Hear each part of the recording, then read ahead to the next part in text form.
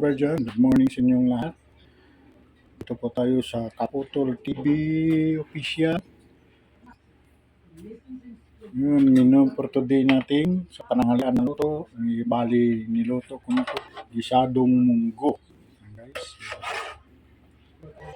gisadong munggo guys na experiment kong tatlong talbos ng gulay, talbos ng malunggay, talbos ng ampalaya, at saka alugbati. Guys, hintin ko kung paano ang lasa.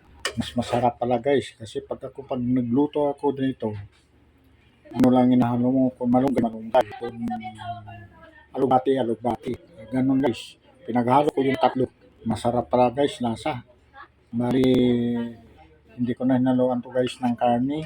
Chicharon na lang, isang piraso, maliit lang. Sa lasa guys, subukan nyo. Yun guys, tipid na ulam. Saka may niluto pa akong ng side dish na ulam namin, paksil na kringan. Yun guys, gawaan ko ng sibuyas, bawang, luya. Kinudkod ko yung luya para hindi makita, para luya, 200 kilo. Kinudkod para hindi kainin, hindi na makita. Yan guys, pinatuyo ko kung mantika na siya. Kulang na lang na ito lang konting sili kasi hindi tayo mahilig sa sobrang anghang guys. Guys, bago nakain ka guys, ayan, ready for pangalan guys. Kung may tanong kayo dito kung paano magluto,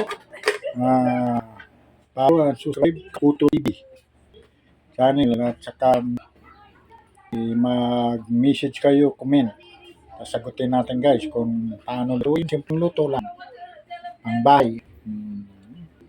Kasi araw-araw yun ang budget natin, yun lang lutuin natin guys.